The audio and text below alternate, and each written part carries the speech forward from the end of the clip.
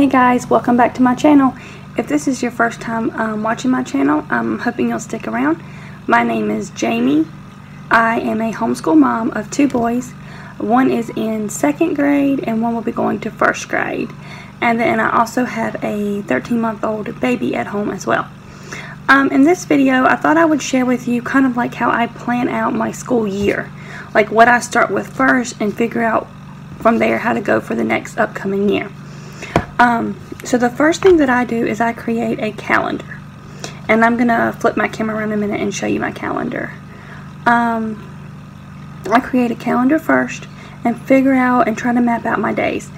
I live in the state of North Carolina, and in North Carolina you have to have 180 days. So I try to figure out when our breaks will be, when co-op is. I mark birthdays, I mark holidays, and then I mark, try to figure out the 180 days. I also try to figure out how many weeks that is. I just like to know because a lot of the curriculums are based off of weeks. And I also like to take off some days. And I'm actually in the middle of figuring out this year if I want to do a year-round schedule. And I think I am. I think we're going to try year-round this year. Last year we didn't do year-round, but I'm really thinking this year I want to try a year-round schedule. And I'll show you that calendar in just a second. And then after I do that, I also try to figure out all the subjects that I feel are important and want to teach that year, and I break it down into core subjects and loop schedule subjects, and I'll go into that in just a second. And then after I break down my subject list, then I try to create a daily schedule of what our day will, or routine, a rhythm. It's not really a schedule because it's not timed. Just a routine and a rhythm that I would like to keep my family in.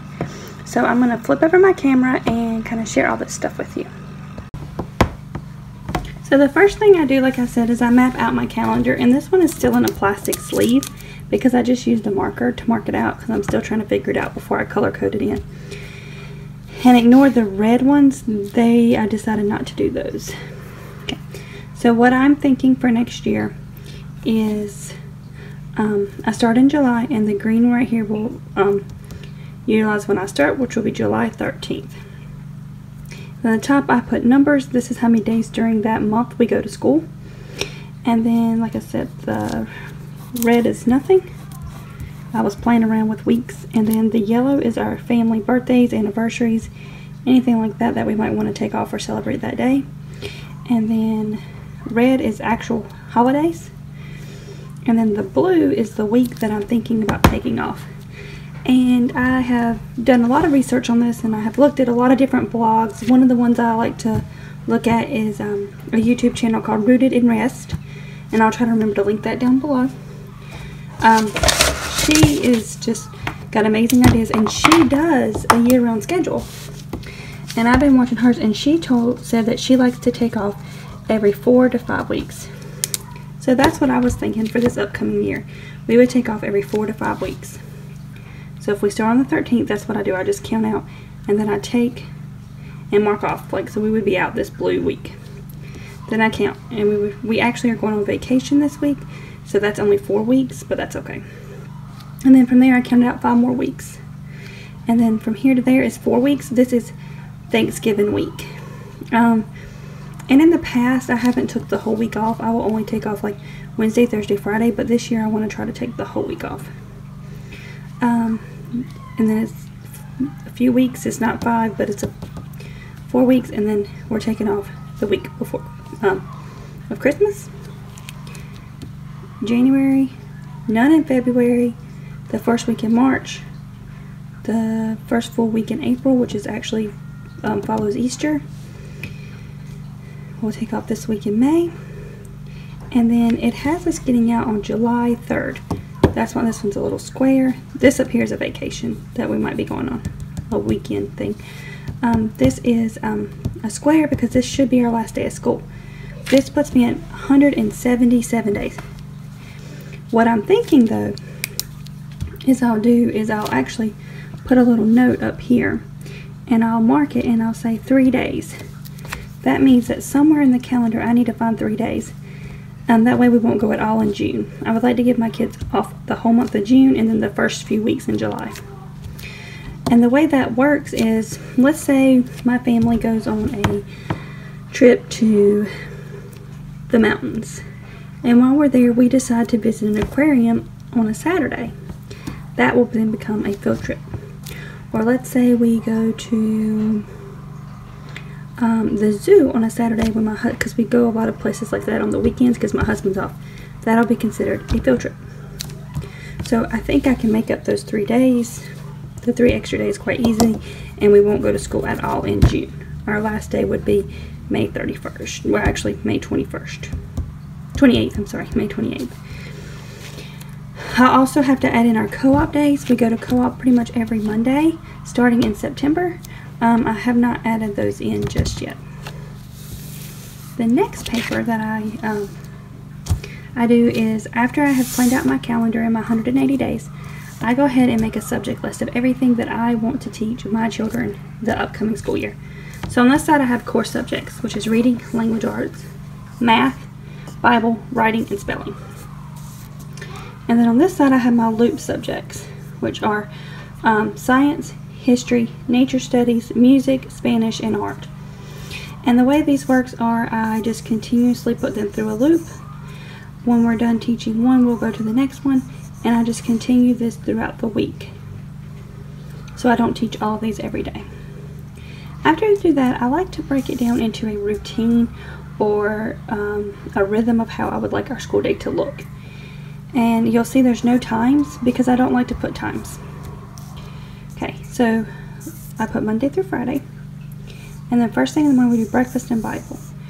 We have breakfast together as a family. I do like my kids to start actual school between 8:30 and 9, so I do try to get them, up and so we can have breakfast, and then I read the Bible to them. Sometimes we do other read alouds during this time as well. Then they have chores.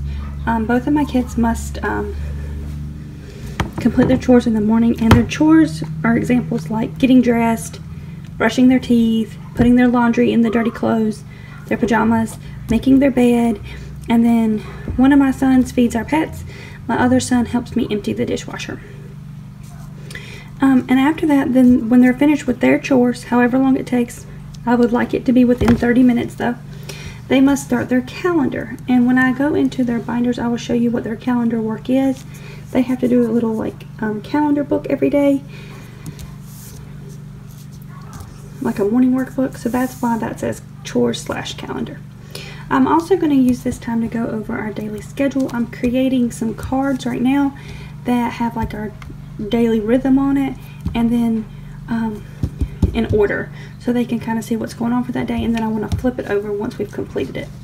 The next is my big of things I want to get done through the day. So on Mondays I already put in co-op from 10 to 12.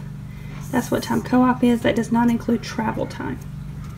Then on Tuesday I just write in what we do normally. School, a morning recess time outside. School, Nate naps, that's my little boy. Lunch, outdoor recess, school if needed, quiet time while Nate naps. And as of right now, the way this would look would be they would start school. We'll go outside in the morning around 10. So I'm hoping they could start school at 9, have an hour of school. We'll have a recess at 10. And then my son goes down for a nap around 11.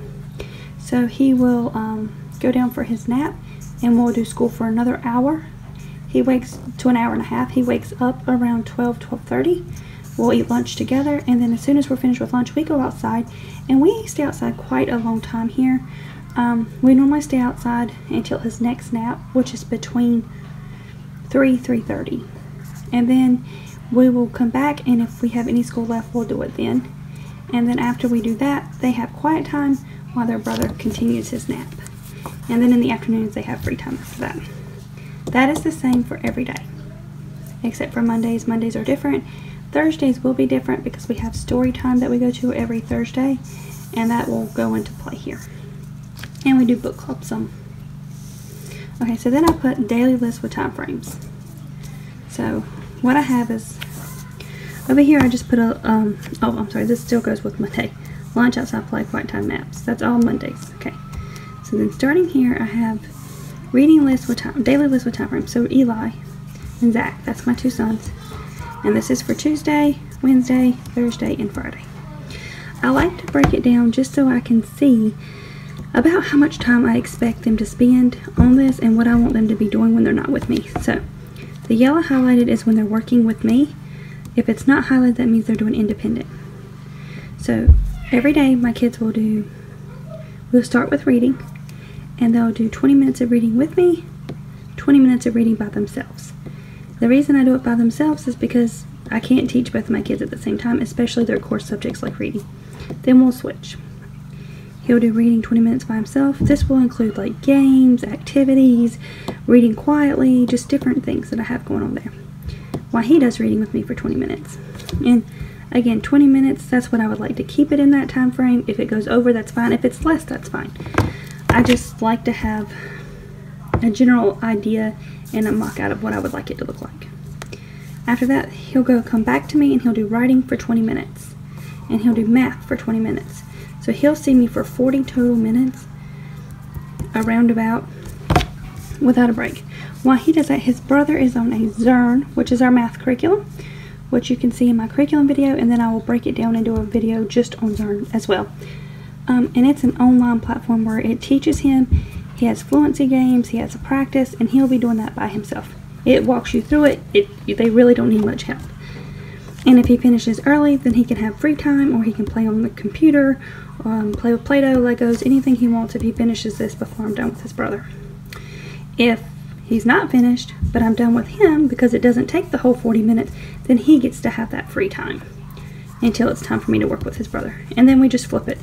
He does Zern, he does math and writing. Okay. So what this means, if I can do this right and they start school at 9 and we don't go outside till 10, then we would finish reading and writing before their break. And then we come back and we would have another hour, hour and a half of school. So then they would be able to finish math and writing, all of this. Then you would just have your loop schedule left. And your read alouds left. Well, the way that I do read alouds is I normally again utilize our lunch time. So at lunch I'll bring in my read aloud basket and I'll read to them while they eat lunch. And then after that we will go, and these are their loop schedules. And right now I have us doing 3 loops a day. I don't know that I'm going to keep it that way. Last year we did 2 loops a day and it was about an hour in the afternoons, and that worked out perfect. This year I thought I would try 3, and like I said, I put read aloud down here, but we read aloud throughout the whole entire day. It's just I like to read to my kids every day, and that's something else I like to do during his quiet time, is read to them. So the way that this would look would be science 30 minutes, art 20 to 30 minutes, nature studies 20 to 30 minutes. Last year art took about 20 minutes every day, and I would think nature studies would take about 20 minutes unless they're really into it. So we will see. Like I said, I might be going down to 2 a day. I want to play with it and see how the first week or 2 or 3 weeks go. But that's how I break it down, and I kind of just want to see. And if I did 3 a day, then they would do every subject, it looks like twice. Nature, art, history.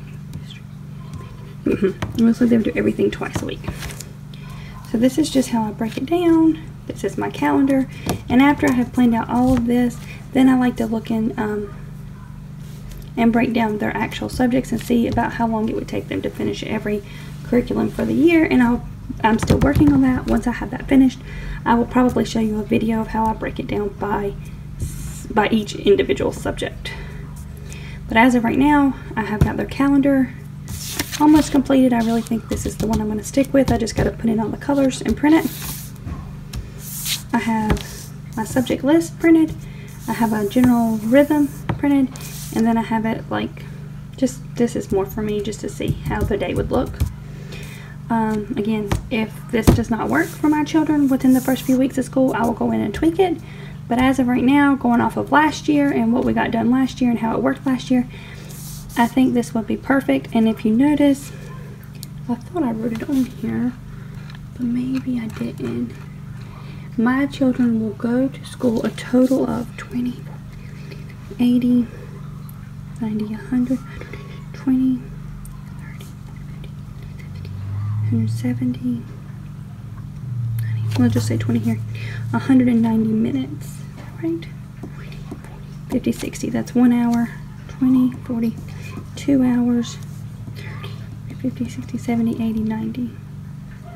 3 hours, so 3.5 hours. So my kids are in school roughly 3 to 3.5 hours. As of right now, if we follow these time frames, like I said, it can change every day depending on how long it takes them to do the subject. 3.5 hours, that would be an hour in the morning, an hour, then a break, and then an hour lunch, then a break, and then an hour in the afternoons. If you like this video, please give it a thumbs up and subscribe to my channel to see more homeschool videos.